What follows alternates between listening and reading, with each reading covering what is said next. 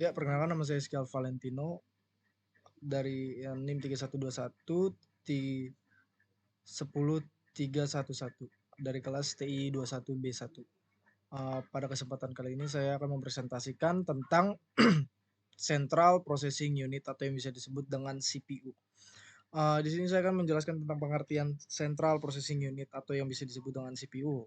CPU merupakan singkatan dari Central Processing Unit, adalah komponen keras atau perangkat hardware pemroses data utama dalam sebuah komputer.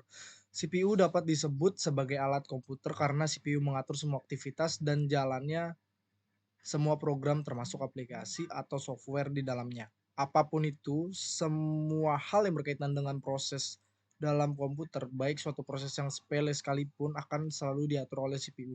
Misalnya, saat Anda menekan tombol huruf H pada keyboard saat mengetik, huruf A tersebut akan muncul di layar. CPU lah yang memungkinkan hal itu terjadi. Dengan demikian, tanpa adanya CPU dalam komputer, maka komputer tidak akan bisa melakukan apapun atau komputer tidak dapat menjalankan programnya. CPU secara teknis juga lebih sering disebut sebagai prosesor. Oleh karena itu, saat membaca dan mengenali spesifikasi suatu prosesor, maka sebenarnya Anda sedang membaca spesifikasi CPU suatu perangkat. Yang kedua, fungsi dari CPU. Fungsi CPU yaitu melakukan operasi aritmatika dan logika untuk data yang diambil dari memori. Sebenarnya, data juga bisa diberikan lewat beberapa perangkat keras lain CPU. Namun pada dasarnya CPU hampir sama dengan kalkulator, tetapi cara kerjanya CPU ini jauh lebih kompleks untuk menyelesaikan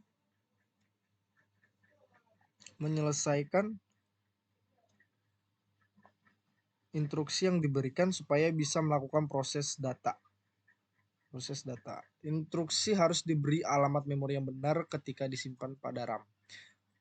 Nantinya CPU ini akan melakukan proses dengan mengakses data pada RAM dari alamat data telah dipilih di brick yang telah dipilih. Di bawah ini ada beberapa fungsi CPU yang fungsi utama dari CPU. Yang pertama itu mengolah dan memproses semua kalkulasi, operasi logika dan aritmatika. Perintah dari data yang diambil melalui memori. Yang kedua, fungsi lainnya itu menjalankan sebuah program yang telah tersimpan di memori utama dengan menerjemahkan setiap instruksi yang diberikan, kemudian dieksekusi sesuai alur perintah yang ada. Sementara untuk kontrol dari CPU dilakukan dengan memakai instruksi dari software komputer. Contohnya itu kayak mengontrol komputer supaya tetap tersinkronisasi kerja antar komponen. Terus yang kedua, mempunyai fungsi sebagai pusat dari sumber tenaga komputer. Yang selanjutnya, fungsi CPU di dalam komputer.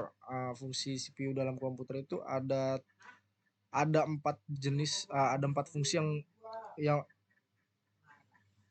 ada 4 fungsi ada 4 fungsi CPU di komputer. Fungsi yang pertama itu fungsi storing, di mana fungsi ini menyimpan data dari CPU. Dengan begitu, seseorang yang akan memakai perangkat komputer bisa memerlukan perangkat untuk menyimpan data secara permanen.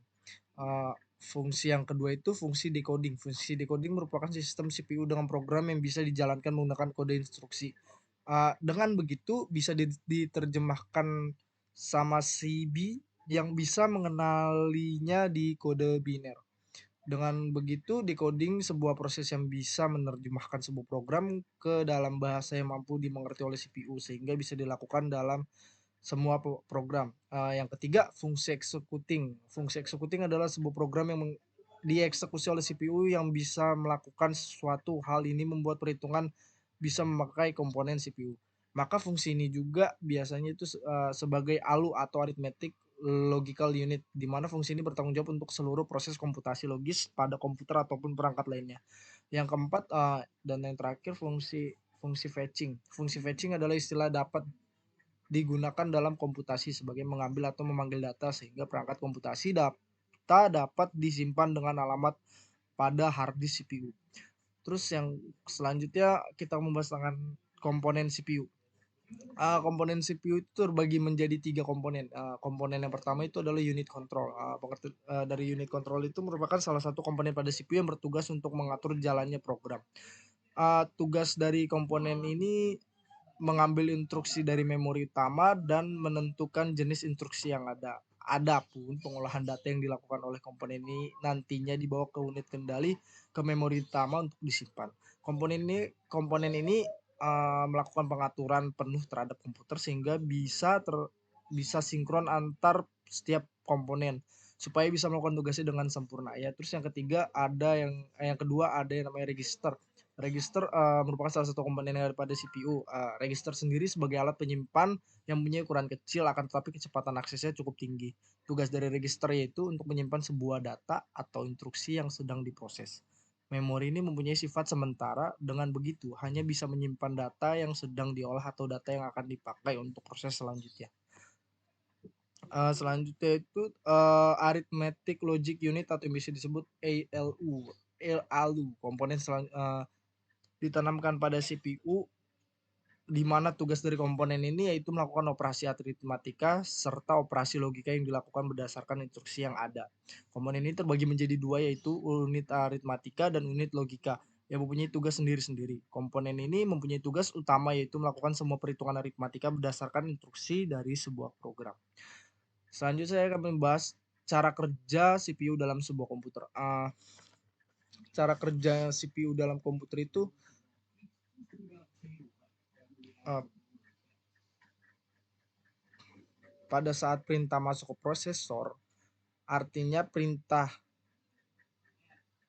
artinya perintah itu akan ditempatkan di penyimpanan pada MMA. Nantinya perintah tersebut akan diteruskan ke unit kontrol. Pada saat perintah itu berupa data, nantinya akan ditampung pada working storage. Working storage Setelah itu, perintah dieksekusi oleh register yang disalurkan dari control unit ke program storage. Pada saat perintah tersebut berupa aritmatika dan logika, maka tugas akan diambil alih oleh ALU. Nantinya pemrosesan akan dilakukan berdasarkan instruksi yang ditetapkan sebelumnya. Pada saat hasil pengolahan selesai,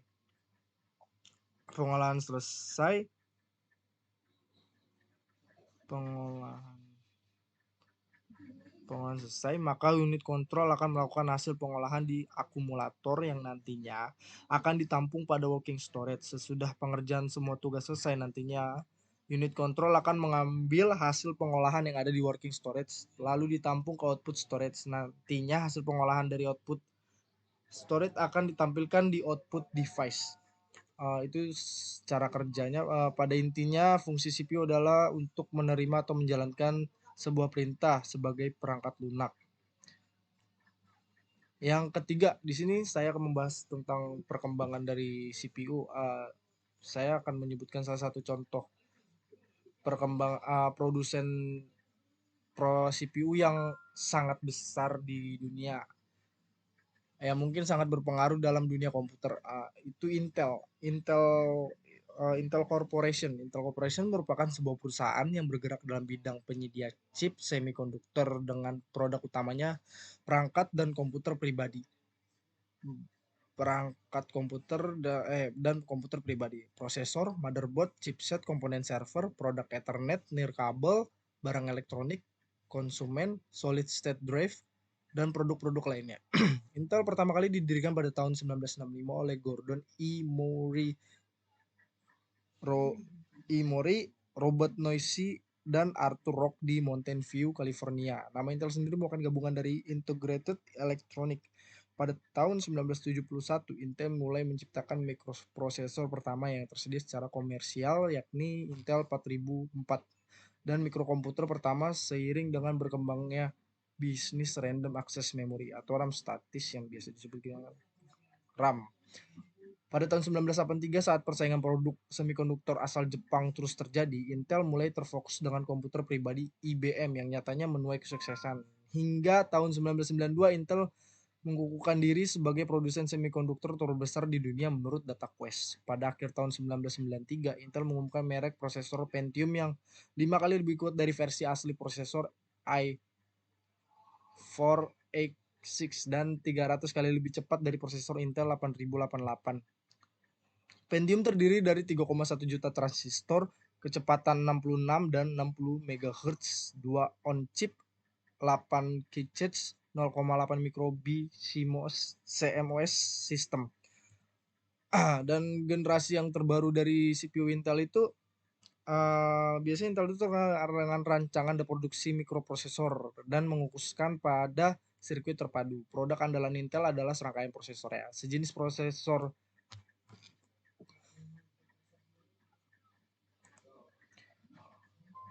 jenis-jenis prosesor jenis-jenis prosesor Intel banyak digunakan dalam berbagai perangkat komputer. Hampir 90% dipakai oleh enggak 90%, sekitar 80% mungkin dipakai oleh dunia, perangkat-perangkat komputer di dunia. Dengan produknya prosesor Intel Core i9 Coffee Lake yang diluncurkan pada tahun 2017, ini adalah seri Intel yang terbaru dan yang menurut itu kayak lebih canggih daripada yang seri sebelumnya. Keunggulan dari si Core i9 ini ada pada konfigurasi jumlah core yang masif dan menjadikannya sebagai prosesor Intel pertama yang menghadirkan model octa-core teknologi hyper-threading yang bisa memungkinkan bisa kayak menggunakan komputer high end. Dan yang terakhir kesimpulannya, CPU kepanjangan CPU bertanggung jawab untuk melakukan semua dari perhitungan matematika yang diperlukan oleh komputer agar dapat berfungsi dengan baik. Dikarenakan komputer tidak dapat berfungsi tanpa CPU yang mungkin juga disebut dengan Central Processor Unit atau hanya prosesor saja. Tidak jarang terdengar orang merujuk ke CPU sebagai otak dari sebuah komputer. Di dalam CPU berlangsung sebagai macam proses yang berawal dari sebuah inputan dan oleh CPU akan diproses menjadi sebuah informasi yang kita inginkan. Itu aja presentasi dari saya. Sekian dan terima kasih.